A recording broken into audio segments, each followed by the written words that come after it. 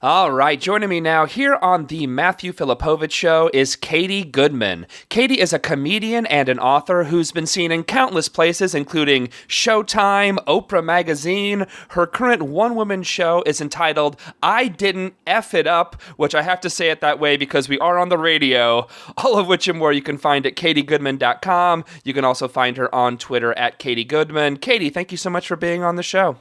Thanks. I'm so glad to finally meet you. All right, so Katie, we were talking over email about a big topic you wanted to go over, and that's the fact that actually people in America are actually far more liberal and progressive than both of the parties. So tell us your thoughts on that. Well, it just seems like right now all the polling with the Republican Party versus Republican people is that, I mean, obviously the Republicans just completely effed it up this last time, and the polls are all saying how the people are not are it was something like 80% are not happy with the Republican Party and what it stands for. I mean, obviously the Tea Party took a beating, and that is so extreme. But even the Republicans themselves have no idea what the people are thinking, and it's everything from, Medicaid and Social Security, but also gay marriage. I mean, there are just a lot of surprises going on, and it's sort of confusing. Like, are they really that, out of it? I think Rachel Maddow even had a piece on the other day saying, I can't remember exactly what it was. It was like 91% are don't want this budget, and I mean it was just like going on and on and on. Like, are they even listening? Like, what? Who? Where do they even go to dinner? Like, they don't even hear anything, from the regular public. No, absolutely. Again, it really is one of these things that's hardest. It's actually one of the more harder things to accept as a progressive, because again, on issues that progressives care about, they all poll. We win when it's actually polled on individual issues, but we also tend to get our butts handed to us when it actually comes to politicians actually doing what people actually want. Right, and I mean, I think so. On the Democratic side too, it's just completely insane. I have a song that I do called "I Drunk Dialed Obama." And the sad thing is I've been doing the song for like 3 years, and I have to keep updating it. And it's a song where I drunk dial him, and I'm like, what are you doing, man? And I mean, sort of the punchline used to be a few years ago is like, look, I think I really just missed the completely inaccurate image of you I created back during the first election. And then at the end I used to go, but I still love you anyway. And that was the end of the song. But now I can't really do the I still love you anyway with like a full conscience. So it's sort of shifted to, during the election, it was like, can we try again? I don't have anybody else. And that was kind of the feeling, that's behind all this. And, I have friends or other comics who say to me like, oh, I know you're such an Obama girl. And I'm like, I want to be, but it's just like you're constantly being disappointed. And that's sort of confusing too. I mean, for a long time, he just was trying to, be inclusive and nonpartisan, trying to work together. That didn't work. Then he's kind of trying to be tough. That's not really. And so the question is like, again, like what are the goals here? I mean, there are a million things that he has done that are underreported, and I see these amazing articles every now and then. I'm like, oh my God, okay, they really have done some great things. But it's sort of like we check that off our list, and then we're like, okay, now what's bad and what's not working? Because we're activists at heart, right? So we're like, okay, we got to keep fixing things. So it's not quite as black and white, but I think it's still just completely sad and disturbing, especially with banks too big to fail, like all that stuff, and war, and the kind of the biggies. Now, domestically, I mean, in terms of Violence Against Women Act and DOMA, gay marriage, all of this that Obama's particularly on DOMA that he's shifted on, beautiful, amazing, but there's, so you can look at the social issues, and then you can look at sort of economics or international issues, and those are the ones that we're all just like, God, nobody's listening to us. As a comic, so I want to ask you something. So, like, you do have the song about Obama. Like, for me, like, I actually, my set, at least my current set right now, is sort of structured in a way where I generally mostly just perform in front of, like, progressive audiences, because I really don't have the patience to talk about how airplanes are horrible and how men and women sure are different. I really just don't have any interest in talking to audiences that want to hear that kind of stuff. Yeah. But so, like, for me, though, I even, performing in front of progressives, my set is kind of designed in a way where I start out hitting Republicans, and then it kind of makes a shift into attacking Democrats. And it's always like, and oftentimes the audiences are cool and they'll go along with it, but there's also sometimes like, oh, once you start going after Obama, it's just like the bottom drops out. And it's like, I don't even want to hear about, drones and assassinations, which again is nothing's funnier than drones. That's the best comedy topic ever. But it's also something I feel like we should, like, what's your experience like that? I mean, I guess you're upsetting them because, and I do too sometimes with that song, because there's this loyalty issue, and both parties really have that. Mm-hmm. And I think we all get in trouble when we're just too loyal. I I struggle with that too. I mean, my family I have a political family. My grandfather ran for Congress and as a Democrat, and, like my grandparents went to John F. Kennedy's wedding. Like, I mean, there's just some sort of, long history. And we're like, come on, we're Democrats, get it in gear. So, it's a little bit like people, I mean, I don't watch football or anything, but it's kind of like that, even if your team's losing or the coach is making terrible decisions, you're just like, you don't throw out baby with the bathwater completely.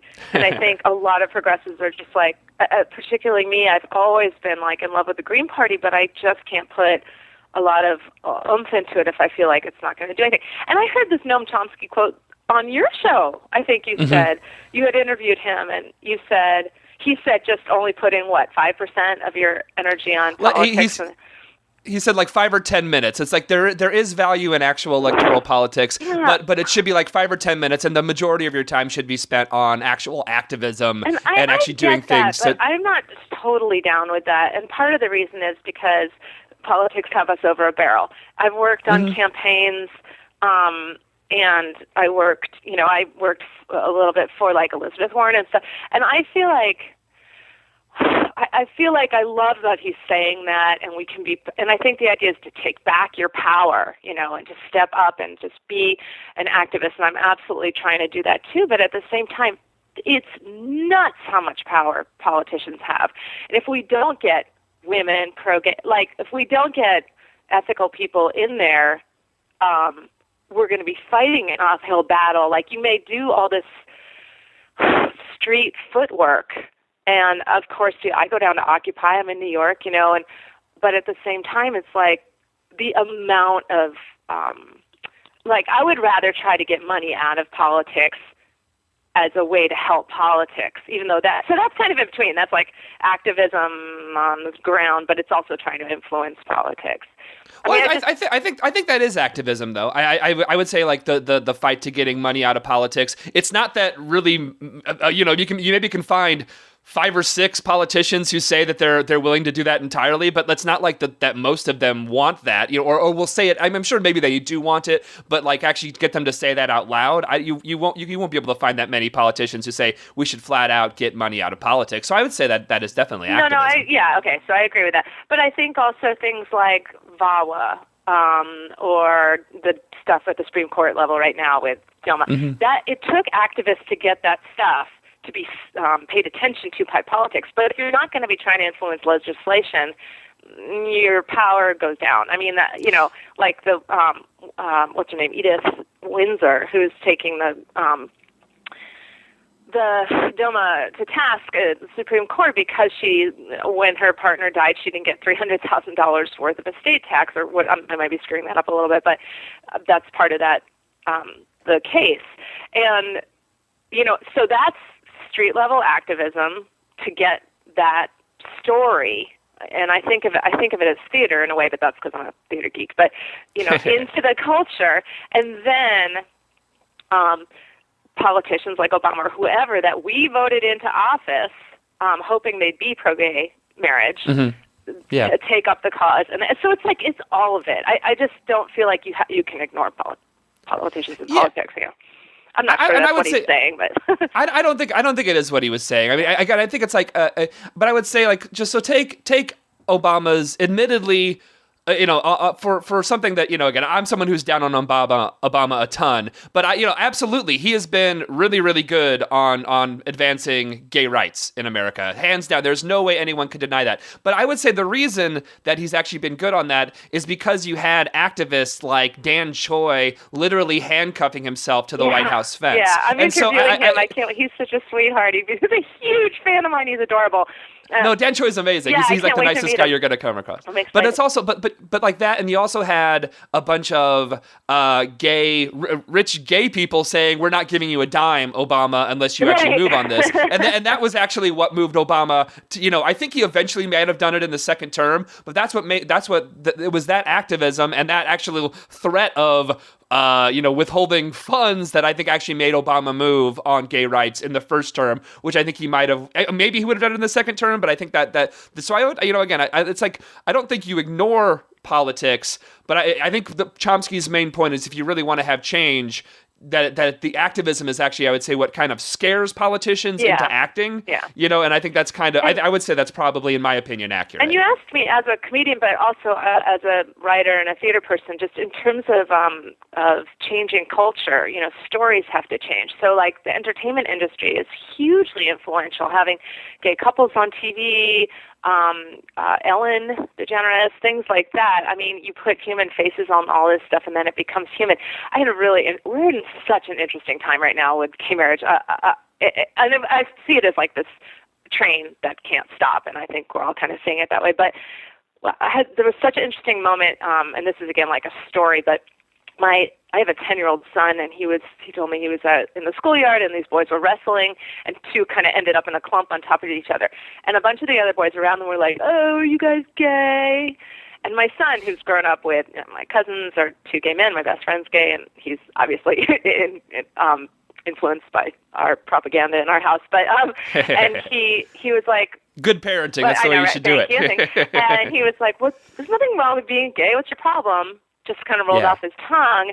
And then here's what's so great. Well, I'm very proud of him. But here's what's so great about this moment in our culture. And the other boys, now this is Park Slope, New York, so it's kind of liberal and hippie too. But the rest of the boys were like, "Oh, well, yeah, no, nothing's wrong with being gay." So like at the same time, there's sort of like, natural sort of inclination because they've heard all this homophobia to say that, and then they're like, whoa. And I just found that so funny. Like, that's exactly where we're standing right now, where like there's this, it's left over, this little prejudice, and then we're like sliding into this new way of talking, but they also really don't believe there's anything wrong with it. I mean, I think some of them at some point, they don't want to be called a girl, which is actually maybe worse now, which is also sexist and horrible, but like, it's just so fascinating to me. I'm kind of loving it. And it's not like, okay, there's going to be no homophobia anymore. It's not, I mean, the same thing with the civil rights movement and women's movement. It's not like there's no sexism or racism, but you're not allowed to be like completely blatant about it. And legislation means that you win a case if there's discrimination. So, and that's again where politics comes into it.